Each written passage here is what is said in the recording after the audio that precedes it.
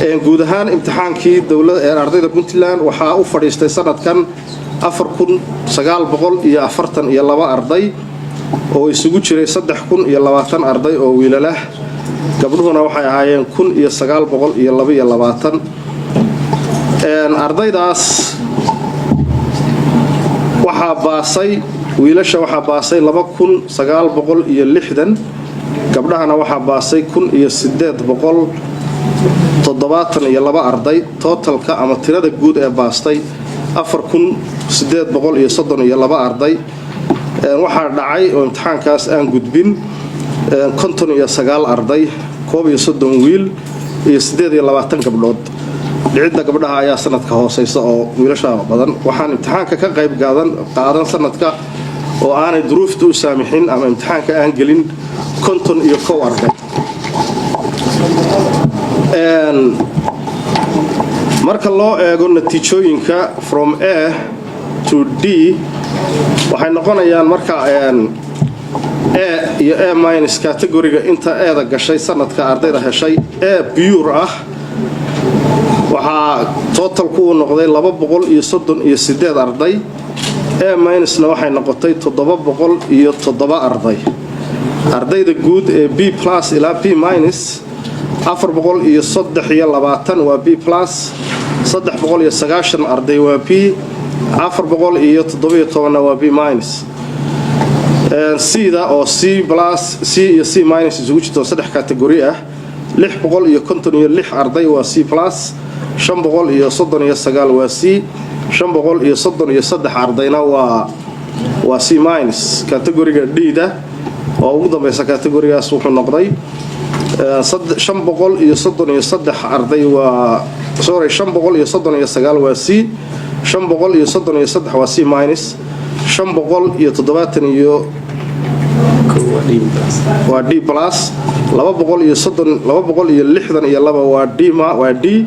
96 ardayna waa D minus ardayda dhacday waan sheegnay 59 bay ahaayeen intaan imtixaanka ka qayb gelin waxay ahaayeen 51 arday natiijada inoogu xigta oo ah maaragtay waxaan sheegaynaa top 10ka ama 10kii waxaan sheegaynaa 10kii iskuul ee ugu sareeyay oo performance-ka la yiraahdo 10ka iskuul ee ugu maaragtay xagga performance-ka ugu sareeyay baan sheegaynaa sanadkan iskuulka koowaad ee performance-ka wuxuu noqday dugsiga sare ee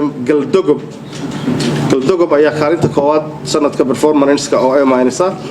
dugsiga labaad wuxuu noqday Buraan magaalada Buraan gobolka Sanaag ama gobolka Highland Galdogobna waa garanaysaa ama gobolka Mudug iskuulka saddexaad wuxuu noqday iskuulka Garaar oo degmada Waaciye gobolka Karkaar iskuulka afraad wuxuu noqday iskuul aan malaynayo sanadkan inuu ahaa sanadkii koowaad ee ay ka qayb galaan imtixaanka form 4ka waa iskuulka Boosaaso ku yaal waa Maxamed Cawaale Liibaan wuxuu noqday iskuulka afraad iskuulka shanaad wuxuu noqday iskuulka Nugaal ee magaalada Garowe iskuulka lixaad wuxuu noqday iskuulka Boosaaso Public ee magaalada Boosaaso gobolka Bari iskuulka toddobaad wuxuu noqday Xaaji Salaad oo degmada Carmo gobolka Bari iskuulka sideedaad wuxuu noqday Sheekh Cismaan magaalada Qardho gobolka Karkaar iskuulka sagaalaad wuxuu noqday Xaaji Cabdulaahi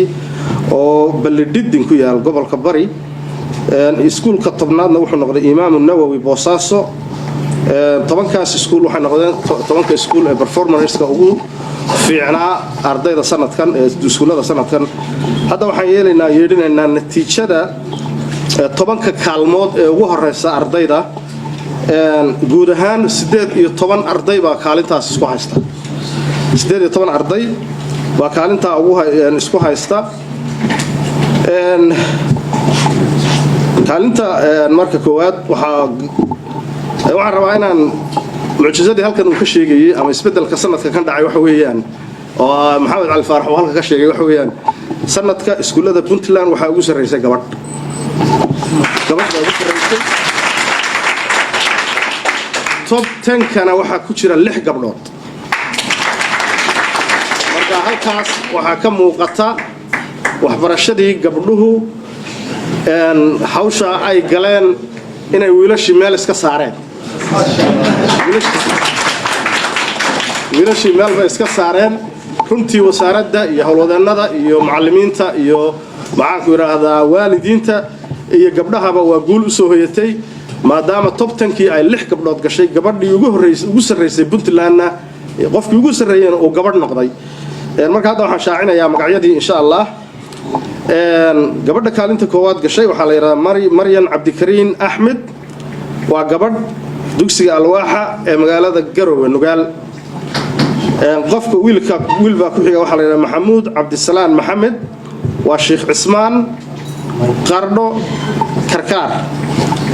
qofka saddexaad waxa weeyaan Cabdirasaaq Mahad Yuusuf waa Imaam Nawawi Boosaaso waxa ku xigta Muhibbo Ali Cabdi waa Xaaji Cali Biixi Mudug waa magaalada Galkacyo qofka ku xiga waxa weeyaan waa gabadh Caaisha Ali Daahir Maxamuud waa Galdogob Mudug shantaas arday marka waa shanta ugu sarreysay saas isugu xigta kaalinta labaad intaas kaalinta lixaad waxa wada galay saddex arday saddexda arday waxay kala yihiin Faadumo Cabdirasaaq Qaasim waa iskuulka Alwaaxa magaalada Garowe gobolka Nugaal waxa kale oo kaalinta lixaad ku haysta Maxamed Cabdisalaan Maxamed Sheekh Cismaan Karkaar waxa kaalinta lixaad kula haysta isaguna Maxamuud Maxamed Liibaan Xaaji Yaasiin Boosaaso Bari kaalinta toddobaad waxa ku jira laba arday baa soo saddex waa laba arday waxay yihiin Cabdullaahi Cali Saciid waa Umar bin Abdul Aziz oo Boosaaso ardayga kale ee kaalintaas ku haystaasna ay isku kaalin yihiin waa Cabdiraxmaan Caydruus Maxamed waa iskuulka Dangorayo ee gobolka Nugaal ardayga kaalinta sideedaad hal arday baa ku jira ardaygaasi waxa weeyaan Axmed Mahad Cabdullaahi waa Galdogob magaalada Galdogob ee gobolka Mudug kaalinta sagaalaad waxa ku jira afar arday ardayga koowaad waxa weeye Mustafa Khalid Yuusuf waa iskuulka Umar Samatar gobolka Mudug magaalada Galkacyo waxa kaalintaas ku jirta sagaalaad gabadh Samiira Cabdulqaadir Maxamed dugsiga Alwaaxa magaalada Garowe gobolka Nugaal waxa kaalintaas sagaalaad iyadoo isaguna ku jira Cabdiraxmaan Maxamed Cabdisalaan waa Nawawi iskuulka Nawawi Qardho gobolka Karkaar waxa kaalintaasna ku jira Axmed Cabdullaahi Xasan Cabdiraxmaan waa Xaaji Salaad Armo gobolka Bari kaalinta tobnaad waxa ku jira saddex arday saddexda ardayna waxay kala yihiin Xanaan Saciid waa gabadh Xanaan Saciid Xasan waa gobolka waa iskuulka Nugaal magaalada Garowe ee gobolka Nugaal waxa kale oo kaalinta tobnaad ku jira Cabdi Maalik Jaamac Ismaaciil Imaam Nawawi Boosaaso Bari gobolka Bari kaalinta tobnaad waxa ardayga ugu dambeeya uu yahay Usaama Cabdullaahi Cali waa Muntada Qardho 10ka kaalmood 18 arday oo qaybo kamid ah ay halkaalin ku wada jiraan weeyaan marka isbedel ka dhacay oo muuqda oo aynu aragnaa dhamaanteen waxa weeyaan waa isbedel ka dhacay xagga gabdhaha oo kor ay u kacday natiijadoodu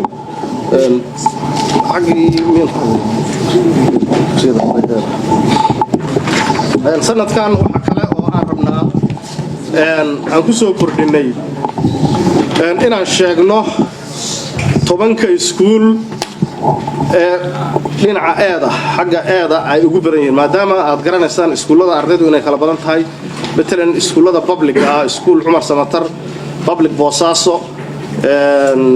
maxaa la yiraahdaa Gambool iyo Sheekh Cismaan maadaama ay iskuulada ardaydu ay ugu faraha badan tahay waxaad qiyaasi karaysaan tirada ardayda ee helaysana inay iyaga ugu badan tahay sidaa daraadeed sanadkan kaalinta ardayda ugu badan waa dugsiga Cumar Samatar magaalada Galkacyo 105 arday baa haysata waxa ku xiga iskuulka Boosaaso public gobolka Bari 83 arday baa heshay waxa ku xiga iskuulka Sheekh Cismaan magaalada Qardho gobolka Karkaar 63 arday iskuulka Gambool magaalada Garowe gobolka Nugaal 62 arday iskuuladaasi waa iskuulada public oo afarta oo ugu tunka weyn iskuullada sagaalka gobol macnaha ay ardaydu ugu badan yihiin weeyaan. kaalinta shanaad waxaa ku jira iskuulka Imaamu Nawawi Boosaaso 57 arday. kaalinta lixaad waa iskuulka Najax magaalada Boosaaso gobolka Bari 56 arday. Imaamu Nawawi Garowe 40 arday. Imaamu Shaafici Boosaaso 39 arday baa ah. iskuulka Alwaaxa ee gobolka Nugaal 35 arday baa ah. magaalada Galdogob ee gobolka Mudug 27 arday baa sababta 27ka ay ardayda ahay performance-ka iskuulka ay kor u qaaday ardayda oo yar oo dhowr iyo 42 arday ah in ka badan half ayaa waxay heleen sidaas bay waxay ku noqdeen performance-ka ardayda marka la eego ama iskuulka la eego inay kor u qaadayaan intaas waxa ku soo gabagaboobay natiijadii imtixaankii aan qaadnay sanadkan 2019 runtii duruufihii halkan laga sheegay wasiirka caafimaadku sheegay agaasimaha guud uu sheegay arrintaasi iyadoo ay jirtay waxa inoo muuqata maanta inaan guulaysanay in imtixaankii natiijadiisii aan ku dhawaaqnay in xanuunkii iyo duruufihii dhacay ay dib u dhigeen laakiinse aanay naga reebin oo wasaaradda waxbarashada iyo tacliinta sare aanay ka reebin inay imtixaan qaadi karto runtii waa arrin muhiima caalamka waa yar yahay dal qaaday imtixaanka shahaadiga ah aad buu u yar yahay ama maba jiroba dalalka technology-ga iyo haysta maaragtay qaab online inay imtixaanka ku qaadaan waa laga yaabaa inay qaadaan laakiin wadamada inaga dariska inala ah East Africa sanadkan waa u suuragali weyday inay imtixaankii qaadaan inaga maanta waxaynu nahay Puntland dawladda Puntland wasaaradda waxbarashadu wasaaradii ugu horeysay ee ku imtixaan qaaday kuna dhawaaqday natiijadii imtixaanka sida agaasimaha guud oo halka ka sheegay barnaamijkii COVID-19ka aan ikhtiraacnay ee ardayda lagu gaarsiinayay e-learning ama inay online wax ku bartaan runtii wax badan baa laga bartay labada class ee 8aadka iyo 12aadka baanu xoog saarnay laakiin hadda wixii ka dambeeya waxaan hadda loo bilaabayaa maalinta Khamiista oo maalinta Arbacada aan daah furaynaa in dhammaan 10ka class oo dhimanna aan sidii oo kale u qabanno si loo helo alternative ama si kale oo ay ardaydeenu ay wax u baran karto in maaragtay la helo sidaas darteed waxaan ka faa'iideysanaynaa passport learning platform-ka la sameeyay oo runtii platform-ka aan kaligaan qaadanay dawladda Puntland ay qaadatay Afrika oo dhan laynagu ammaanay oo kaalinta koowaad halka dawladda Puntland wasaaradda waxbarashada kaligeed ay Afrika oo dhan ka qaadatay barnaamijkaas runtii aan ku guuleysanay oo United Nations-ka iyo maaragtay Cambridge University iyo Microsoft ay nala qayb galeen runtii wasaaradda waxbarashada iyo howlwadeenadeedu iyaga oo isku dhan waxay ku heleen ammaan caalami ah taas waxay muujisay kaalinta waxbarashada ee aynu kaga jirno Soomaaliya iyo guud ahaan Afrika inay tahay kaalin la isku halayn karo kaalin wax ku ool ah waxaan u rajaynayaa dhammaan ardaydii imtixaankan gashay ee 5,000 ku dhaweyd dhammaantood guul siman baan u rajaynay waa wada guuleysteen aad iyo aad waxaan ugu rajaynaynaa iyaga iyo waalidiintood iyo dawladda Puntland iyo wasaaradda waxbarashada kaalin libaax oo lama ilaawana inay ka qaab qaateen sanadka imtixaanka waxa ka qayb galay dhammaan hay'adaha kala duwan ee dawladda Puntland waxa ugu mudan oo wasaaradda caafimaadku ay naga qayb qaadatay aad arkayseen dhammaan ardaydii imtixaanka gashay in la wada siiyay maaskii afka lagu xidhanayay waxa kale oo naga qayb qaadatay wasaaradda haweenka iyo arrimaha qoyska oo iyaduna kaalin libaax ka qaadatay oo iyaduna agabkaas lagu caawintay waxa kale oo ka qayb qaatay hay'adaha nagala shaqeeya waxbarashada oo iyaguna dhammaantood ka qayb qaatay waxaan aad iyo aad ugu bogaadinayaa natiijadaas aan halkan kaga dhawaaqnay iyo kaalimaha gabdhaha Puntland ee sanadka kan ka duwan sanadihii hore aan soo dhaafnay waxaan rajaynayaa in